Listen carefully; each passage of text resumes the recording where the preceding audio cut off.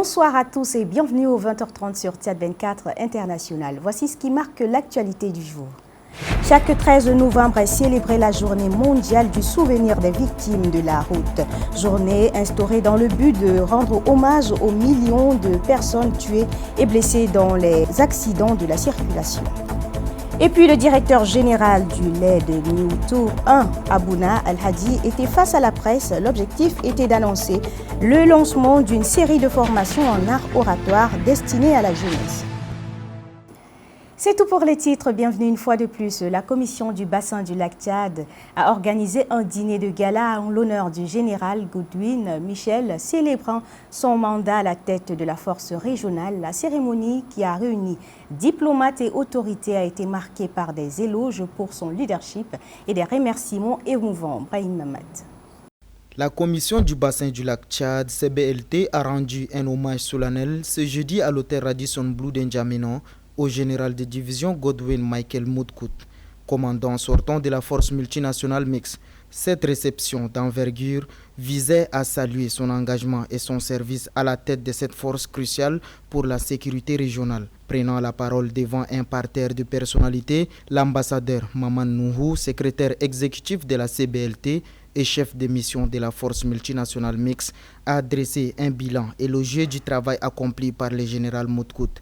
Il a salué son leadership et son dévouement exceptionnel durant son commandement.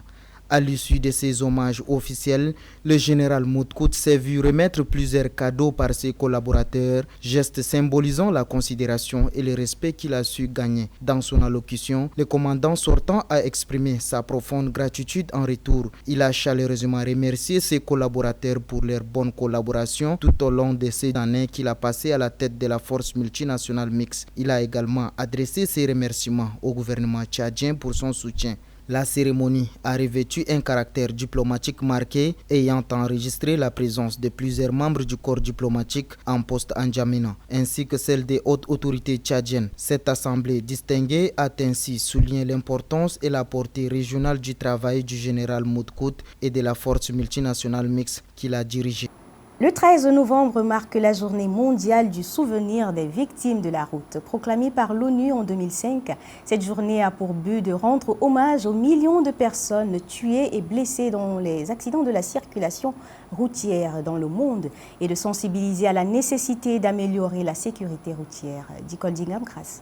Au Tchad, des milliers de personnes subissent chaque année les conséquences des accidents de la route, souvent dus à l'excès de vitesse, au non-respect du code de la route ou encore à l'imprudence des conducteurs de mototaxi. Cette journée mondiale est l'occasion de rappeler la responsabilité de chacun dans la circulation. Les autorités, de leur côté, multiplient les campagnes de sensibilisation et les opérations de contrôle. Pour Zambo Clémentine, enseignante, la vie a repris son cours, mais autrement.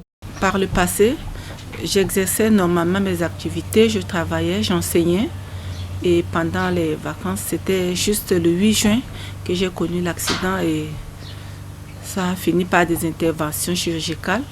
Et aujourd'hui, je suis couchée, je pars pas au travail, je suis sur béquille. À part l'enseignement, j'ai des petites activités après les cours, mais pour le moment, je suis fixée. Je n'arrive même pas à exercer normalement mes activités comme avant. Il y a des choses que je fais que je ne peux pas le faire. Même à la maison, pour laver même mes habits, certaines choses, je suis obligée de prendre une personne également pour me venir au secours dans mes activités, même à la maison. Comme c'est la jambe gauche qui est fracturée et il y a le fer dedans, ce n'est pas la même chose que Dieu a fait. Donc, c'est un peu difficile pour moi. Cette journée du souvenir est aussi un appel à la solidarité envers les victimes et leurs familles, mais surtout une invitation à bâtir des routes plus sûres pour tous. Le directeur général du LED New Tour 1, Abouna Al-Hadi, a animé cet après-midi une conférence de presse dans les locaux de la Fondation Mayer, située à la rue de 40 mètres de N'Djamena. C'était pour annoncer le lancement d'une série de formations en art oratoire. Claricia. Cette tournée nationale de formation ambitionne de mobiliser les jeunes autour du pouvoir transformateur de la parole, du leadership et de l'action citoyenne. Face aux journalistes, le coach Abouna Al-Hadi a présenté les objectifs les étapes clés et les innovations de ces projets. À travers cette initiative, il attend former une nouvelle génération de leaders d'influence capables d'impacter positivement leur environnement par la force de la parole. C'est le processus d'impact et d'influence qui vise à préparer une nouvelle génération de leaders qui seront capables demain de parler souverainement sur les questions existentielles. Et nous nous sommes toujours posé une question essentielle qui est fondamentale, c'est quelle Afrique voulons-nous pour 2050 et au-delà? Quel Tchad voulons-nous pour 2050 et au-delà? L'Afrique de demain pesera 2,5 milliards de population. Les échanges avec la presse ont porté sur la pertinence et la vision de ces programmes. En réponse, le coach Abouna a tenu à rassurer. C'est une formation immersive, une formation de proximité qui va vers les gens dans leur arrondissement, dans leur quartier, afin de leur proposer une nouvelle trajectoire. C'est basé sur une nouvelle perspective qui est celle de l'Afrique de demain. Et nous voudrions effectivement répondre à la question, quelle Afrique voulons-nous pour demain? Donc, tout ce que nous faisons, nous sommes en train de vouloir former, pas seulement former, mais fabriquer, préparer une nouvelle génération de leaders. Ce qui nous distingue d'abord de ceux qui ont une version ou bien une vision purement pécuniaire. Cette série de formations qui commence le 25 novembre prochain bénéficie par ailleurs du soutien de plusieurs associations, notamment l'ONG Green Chat. La commune du 6e arrondissement de N'Djamena a organisé ce jeudi 13 novembre 2025 une cérémonie de remise de fournitures scolaires aux enfants défavorisés. L'événement tenu dans les locaux de la mairie s'est déroulé en présence de l'inspectrice départementale de l'éducation, Yaman Afono, compte rendu de Assiyam Kandiara. Les élèves des écoles Bellevue, Chagua, Dembe et Paris-Congo ont bénéficié de ces gestes généreux de la maire du 6e arrondissement, Zeneba Edith. À travers cette initiative, la commune entend encourager la solidarité et attirer l'attention sur la situation des enfants vulnérables, souvent confrontés à un manque de moyens pour poursuivre leur scolarité. Dans son allocution, la maire Zeneba Edith a souligné que ces kits scolaires contribueront à améliorer les conditions d'apprentissage des bénéficiaires. L'initiative est au-delà d'un simple geste matériel, traduit une volonté forte, celle de donner à chaque enfant les mêmes chances de réussite. En offrant ces kits scolaires, nous voulons alléger les charges des parents, encourager les élèves à poursuivre leurs études dans de bonnes conditions. De son côté, l'inspectrice départementale de l'éducation du 6e arrondissement, Hayamat Afono, a salué l'initiative, estimant qu'elle devrait inspirer d'autres institutions à venir en aide aux élèves en difficulté. Le ministère de l'Éducation nationale et de la promotion civique de commun accord avec la maire de la commune du 6e arrondissement de N'Djamena décide de prêter main forte combien soit peu à cette dite couche. Ce geste est un appel pressant auprès des femmes et des hommes, des institutions de la République et des ONG à venir en rescousse aux élèves vulnérables et leur signifier qu'ils ne sont pas des délaissés de la société.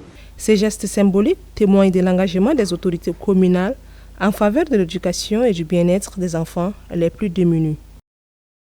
La capitale tchadienne N'Djamena fait face à une raréfaction croissante de plusieurs variétés de fruits, un phénomène qui met en péril la sécurité alimentaire des populations depuis plusieurs semaines. Ce reportage de Ngakutu Mathurin et d'Abdoulaye Eyango explore les racines de cette pénurie et les conséquences sur le quotidien des habitants.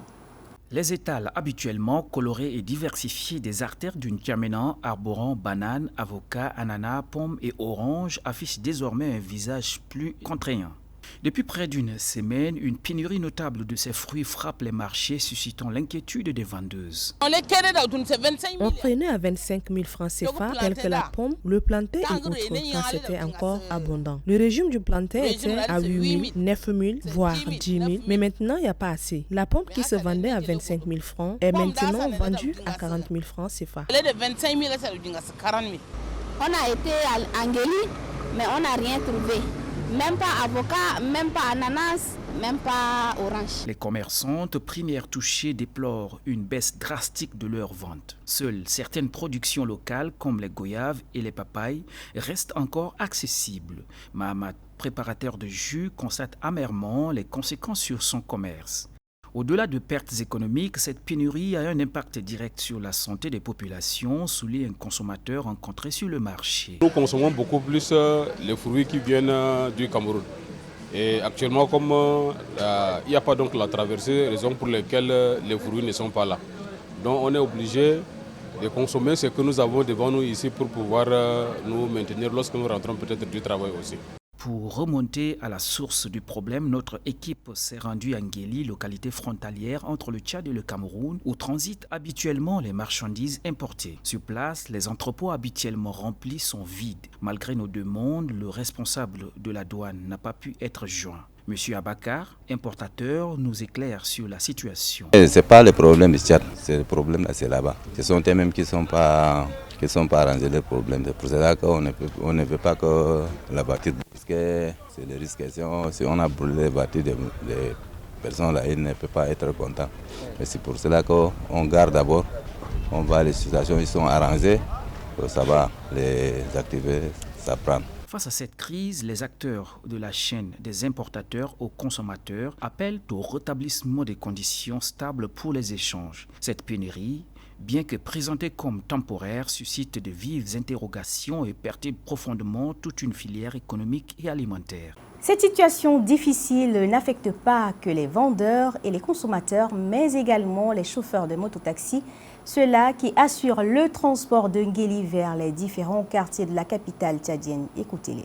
Nous sommes des clandomans, c'est grâce aux fruits qui arrivent là que ça nous sert maintenant d'occuper à nos besoins. Des problèmes depuis cela presque une semaine, donc on n'a même pas pu trouver quelque chose pour satisfaire nos familles à la maison. Donc c'est un peu difficile pour nous. Nous voulons de la paix pour que la paix se rétablisse dans le Cameroun et que tout soit opérationnel comme avant. Les soucis, vraiment la crise camerounaise a impacté. Depuis lors, les fruits n'arrivent pas. La frontière là-bas, parce que paraît-il qu'il y a le dégât au niveau du Cameroun. Et nous, ici, nous voulons la paix. Il faut que la paix rétablisse au Cameroun. Sans la paix, il n'y a pas de développement. Depuis 7 ans, on vient, on reste, il n'y a pas de fruits, on reste, on cause, on rentre. Et s'il n'y a pas de travail, on n'a pas l'argent pour aller ravitailler la famille. La famille a besoin de quelque chose, la maladie, le loyer, les petits besoins. Et sans cela, on a un problème à la maison. Il faut que le gouvernement tchadien cause avec son collègue de là-bas pour qu'il trouve une solution. Partout au monde, il y a le trouble. Et nous, on ne veut pas le trouble. Parce que le trouble, on en a vu, ça finit mal. Il y a les pertes humaines, les pertes matérielles, il y a beaucoup de choses. On ne peut pas tout citer. Mais nous, notre souci, c'est la frontière camerounaise. Les chauffeurs n'arrivent pas à transporter les fruits de là-bas jusqu'à destination. Et c'est ça notre mal. Ni le commerçant, ni le clandoman, ni les vendeuses, nous sommes au chômage. Au Mali, les marionnettes géantes bravent la crise du carburant. Au Maroc, des volontaires se préparent pour la Cannes 2025. Un nouveau traitement contre le paludisme suscite l'espoir au Gabon, tandis qu'au Cameroun, les violences post-électorales ont fait 16 morts et plus de 800 arrestations. Déla Nathalie. À Bamako, malgré la pénurie de carburant qui paralyse la ville depuis plusieurs semaines, la culture continue de rassembler. Un cortège de marionnettes géantes a défilé dans les rues du quartier résidentiel, attirant des centaines de curieux. Organisé par le groupe de marionnettes et de danse Nama, le festival Rendez-vous chez nous en est à sa 9e édition et présente plus de 200 marionnettes. L'événement vise à promouvoir la cohésion sociale par les arts de la rue, offrant un moment de répit aux habitants dans un contexte tendu. Depuis septembre, un blocus du carburant imposé par le groupe armé Nîmes a bouleversé le quotidien à Bamako. Écoles fermées, économie ralentie, transport quasi paralysé. Au Maroc, les préparatifs de la Coupe d'Afrique des Nations 2025 s'intensifient.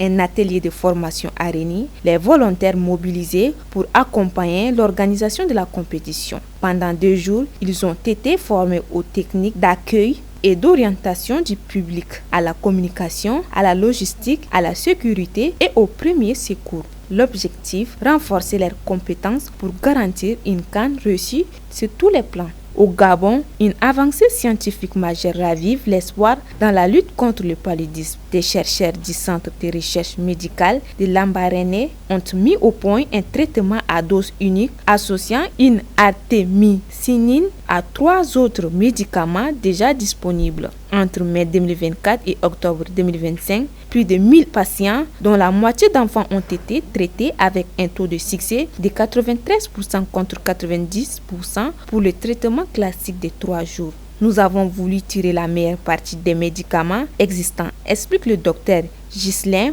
Mombo Ngoma, chef de l'équipe de recherche. La prévention reste toutefois essentielle alors que la maladie continue de tuer chaque année des centaines de milliers de personnes en Afrique. Enfin, au Cameroun, les violences post-électorales consécutives à la présidentielle du 12 octobre dernier ont fait 16 morts et plus de 800 arrestations. Selon le ministère de l'administration territoriale, ces chiffres officiels constatent avec ceux de l'opposition et des ONG. L'opposant Issa Chiroma Bakari évoque 55 morts, tandis que plusieurs organisations de la défense des droits humains parlent d'une quarantaine de victimes et des milliers d'arrestations. Le calme revient peu à peu dans les grandes villes, mais les tensions politiques restent vives.